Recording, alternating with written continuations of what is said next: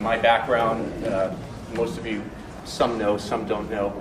I'm, hard to say this, but I'm going to be 50 years old this year. And I've been swimming for, I've been swimming for 42 years. Started swimming when I was 7, and I started coaching as a kid on a kids team when I was about 13. We helped the younger kids learn how to swim and so on, and then I started coaching as a career when I was 20. About 30 years ago. And then I competed quite a bit. I was an okay pool swimmer, not that great compared to Effie Smiling, but to some of you it would seem like a good pool swimmer, but if Michael Phelps was here, or other athletes like that are, Olympians, I'm not that good. I was never an Olympian. I wanted to be, but I wasn't.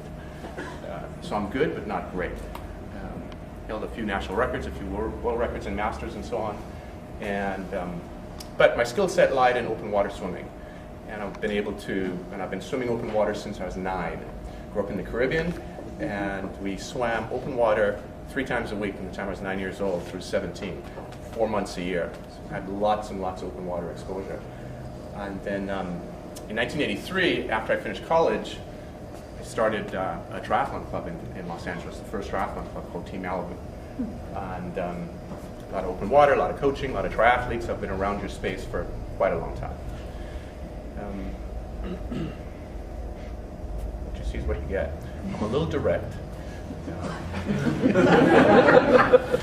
Some of you may, and I want you to ask questions, and do remember one thing when you ask a question, and somebody told me this a long time ago, when you ask a question, make sure you're prepared for the answer.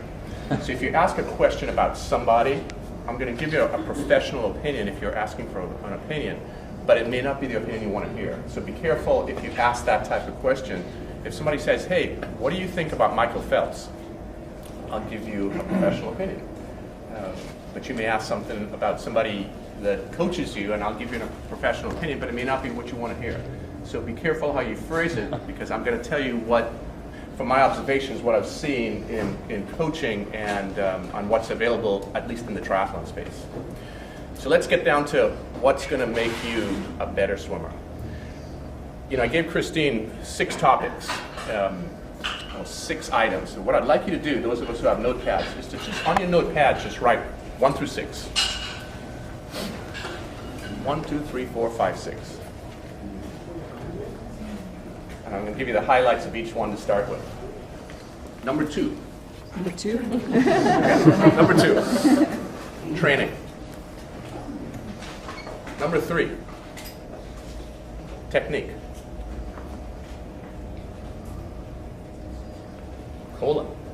Open water technique. There's a difference between swimming mechanics in a pool and swimming mechanics for open water swimmers. By the way, every triathlete's an open water swimmer. Not every swimmer is an open water swimmer. Number 3, that was technique, right? Yeah. 2 was? Training. Testing early. Number 4, strength. Number 5, the mental side, psychology. That's the foundation, guys, those 4 things. That's supported by numbers 1 and 6. Number 1, education. Massive amount of education. And number 6, nutrition. No endurance athlete can be successful without a good nutritional program. Out of those 6 items, we're going to spend most of the time talking about just 3 of them. And I'm just going to touch on a few of the others. So let's get the minor ones out of the way so I don't even have to come back to them. Number 6, nutrition.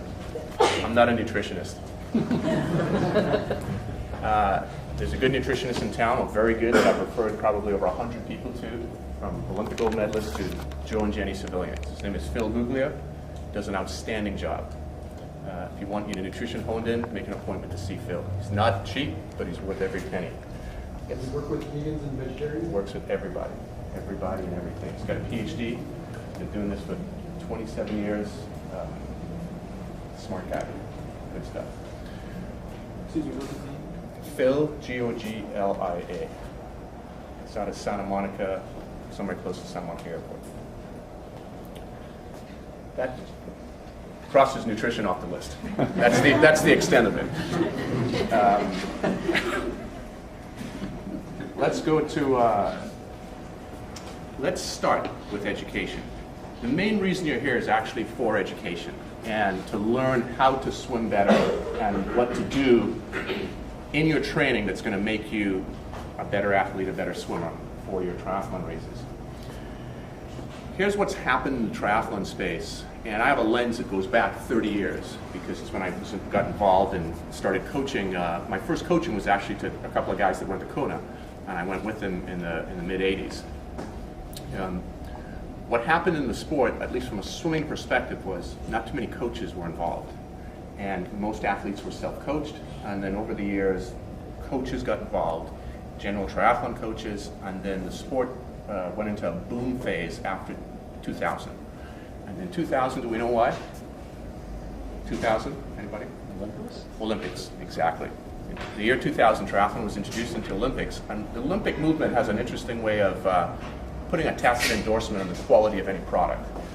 And with that came a higher qualitative level of coaching into the sport and an incredible boom. The national governing body grew from about 20,000 registered members to 135,000, 137,000 last year, and I think there are about 250,000 part-time members. So they have a membership base of about 1/3 and about 1.2 million people apparently did a triathlon last year. So it's a pretty massive audience you guys are involved with. And in the last 12 years, the coaching introduction of quality coaches in running, in cycling, and in swimming have come into the sport. So the quality level of information is climbing up and climbing up and climbing up, which is terrific for all of you guys sitting here. Unfortunately, in my opinion, what's happened to the sport throughout the 90s was the information, in my opinion, at least on swimming-based, wasn't that accessible, wasn't perhaps of the best quality. And I think, and part of the reason was the publications in the sport. Oh, let me back up for 1 second. I forgot to say one thing. That's a perfect opportunity for me to see if I can get those lights turned off. Just because they're right behind his head. And thank you. One of the things that I did as part of my background was in 1990 I bought the magazines in the sport of swimming. From 1990 to 2000, I published the 3 magazines in the sport: Swim Magazine, Swimming Will, and Swimming Technique. I was the owner of Swim and the publisher of Swimming Will and Swimming Technique. Those are the only 3 publications in the United States for swimming. So I have a pretty extensive educational background on being a publisher, hired many editors and lots of writers. And from my perspective, the quality of product that was put out by the triathlon publications, at least swimming related, was okay. It wasn't great. And it's getting better and better for the reasons I stated earlier.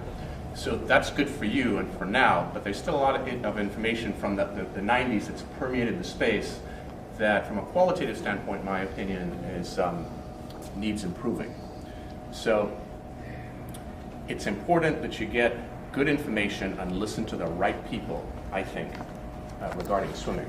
So I'm going to give you 4 names to listen to that I think are key people if you can get your hands on their material. There's a guy by the name of Joel Filliol, F-I-L-L-I-O-L, I believe. And by the way, out of these 4 guys, I know just one of them. I don't know Joel. In fact, I've read about him and never really knew his name until last week.